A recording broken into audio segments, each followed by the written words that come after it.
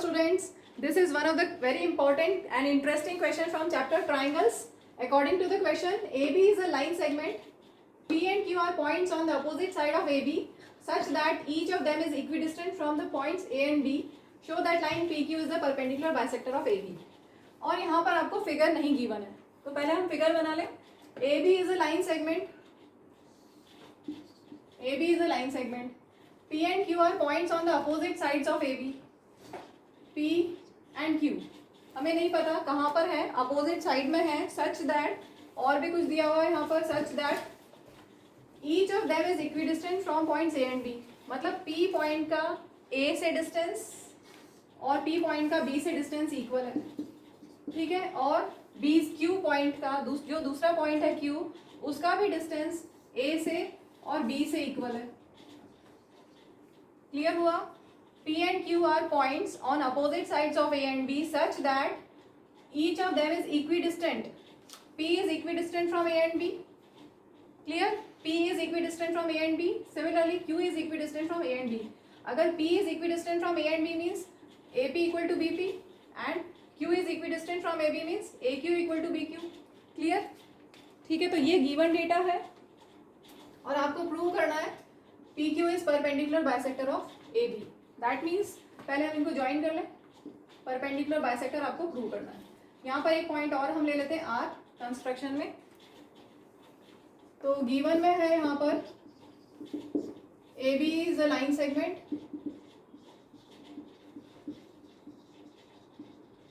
और आपको दिया हुआ है A P equal to B P and A Q equal to B Q and you have to prove that PQ is perpendicular. PQ is perpendicular bisector of AB. Construction हमने किया join PQ. ठीक है, to intersect AB at R.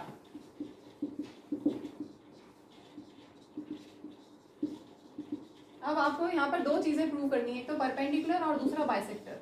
ठीक है, अगर PQ bisector है that means A R equal to B R prove करना है, और परपेंडिकुलर मतलब ये 90 डिग्री और ये 90 डिग्री आपको प्रूव करना है. ठीक है, तो सबसे पहले ध्यान से देखो, अगर मैं triangle P A Q and P B Q लूँ, अगर इन दो ट्राइंगल्स को हम लें तो इनको कॉन्ग्रुएंट कर सकते हैं. In triangle P A B and triangle Q A B, P A B and P A B नहीं, पी ए क्यू, ये वाला P A Q and P B Q. बताइए क्या क्या इक्वल इनमें. पी ए क्यू मतलब ये वाला triangle and P B Q means ये वाला ट्राइंगल. अगर हम इन दोनों को कॉन्ग्रुएंट कर दें तो हमारा कुछ रिजल्ट हमें मिलने लगेगा. तो स्टार्ट करते हैं इन दोनों में क्या क्या इक्वल है. इधर वाले ट्राइंगल में पी ए साइड, ठीक, पी ए, और इस साइड वाले ट्राइंगल में पी बी साइड गिवन है इक्वल. ठीक है, नीचे अगर आप देखोगे इस वाले ट्राइंगल में नीचे की साइड ए क्यू और इस वाले ट्राइंगल में बी क्यू इक्वल है. तो A Q is equal to B Q. This is also given to you. और क्या इक्वल है इन दोनों में, कॉमन साइड है दोनों में, पी क्यू दोनों में है. इस ट्राइंगल में भी पी क्यू है और इस वाले ट्राइंगल में भी पी क्यू है. So P Q equal to P Q, common side. तीनों साइड्स इक्वल है, so triangles are congruent. Therefore triangle PAQ is congruent to triangle PBQ by SSS congruence rule. अगर ट्राइंगल्स कॉन्ग्रुएंट हो गए तो CPCT से बचे हुए करस्पॉन्डिंग पार्ट्स इक्वल होंगे. यहाँ पर तीनों साइड्स इक्वल है तो CPCT से बची हुई तीनों एंगल्स इक्वल होंगे. क्लियर? अब हम यहाँ पर कौन सा लें, मैं यही ले रही हूँ ऊपर वाले. Let this be angle 1 and let this be angle 2. तो CPCT से क्या हो जाएगा, angle 1 equal to angle 2. Clear? ठीक है, तो मैं angle 1 equal to angle 2 CPCT से लिख रहे हैं, corresponding parts of congruent triangles. ठीक, अब देखो हमें क्या प्रूव करना था, परपेंडिकुलर बाइसेक्टर. अभी तक ना हमें परपेंडिकुलर मिला है ना बाइसेक्टर मिला है. तो अब क्या करें, अब ध्यान से देखो, मेरे पास अब ये वाले छोटे ट्राइंगल हैं जिनको मैं कॉन्ग्रुएंट कर सकती हूँ क्योंकि एंगल 1 इक्वल टू एंगल 2 मिल गया है. तो PRA in triangle P R A and triangle P R B क्या क्या इक्वल होगा? ऊपर वाला ये वाला P R A P R B क्या क्या इक्वल है? A P equal to B P given, ठीक, और P R common, P R equal to P R common, और क्या इसमें इक्वल है? Angle 1 equal to angle 2 proved above. तो ये जो छोटे मैंने शेड किए ट्राइंगल्स ये कॉन्ग्रुएंट हो गए। Triangle P R A is congruent to triangle P R B. कौन से रूल से हुए चेक करें? दो साइड है और एक एंगल, तो पॉसिबिलिटी होती है ऐसे एस की। चेक कर लेते हैं एंगल इंक्लूडेड है या नहीं है। साइड कोई भी एक ट्राइंगल ले लो और चेक कर लो। पी आर ए मैं ले रही हूँ, पी आर ए ट्राइंगल में साइड, एंगल और ये साइड, ठीक है। तो एस ए एस से ट्राइंगल्स कॉन्ग्रुएंट हो गए। S A S congruence rule से ट्राइंगल्स कॉन्ग्रुएंट।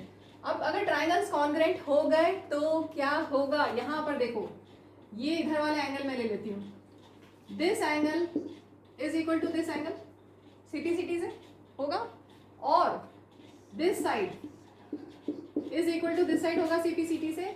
जब दो ट्राइंगल्स कॉन्ग्रुएंट हो गए, उनकी तीन कंडीशंस हमने यूज करते हुए ट्राइंगल्स को कॉन्ग्रुएंट किया, तो बची हुई जो तीन करस्पॉन्डिंग पार्ट्स हैं वो भी इक्वल होंगे कि नहीं? यस, ठीक है। तो A R equal to B R CP से, A R equal to B R CP से, यही तो प्रूव करना था। बाइसेक्टर हो गया, इक्वल होगा ना।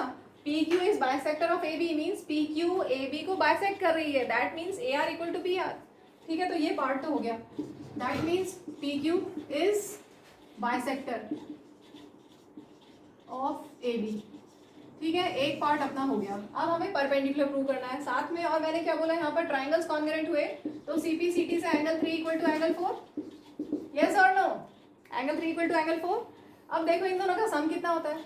एंगल 3 प्लस एंगल 4 कितना होता है? बट हम लिखेंगे angle 3 plus angle 4 180। Linear pair, दो एंगल्स है ऐसे, एक एंगल 3 और एक एंगल 4, इन दोनों का सम 180, ठीक है।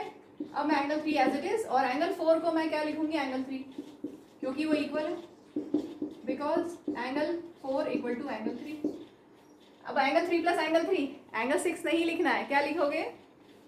Twice of angle 3। Angle 3 plus angle 3 twice of angle 3, that is 180। So angle 3 will be 180 by 2 और you can write 90। Similarly angle 4 भी 90 हो जाएगा, क्योंकि एंगल 3 और एंगल 4 इक्वल है, ठीक है। हो गया परपेंडिकुलर, 90 आ गया।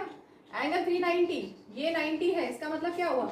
ये और ये perpendicular, therefore P Q is perpendicular to A B. तो ये दोनों फ्रॉम फर्स्ट एंड सेकेंड हमें रिजल्ट मिल गया। लिख लेना from first and second, P Q is perpendicular bisector of AB. PQ is perpendicular to AB as well as PQ is bisector of AB. Okay, thank you.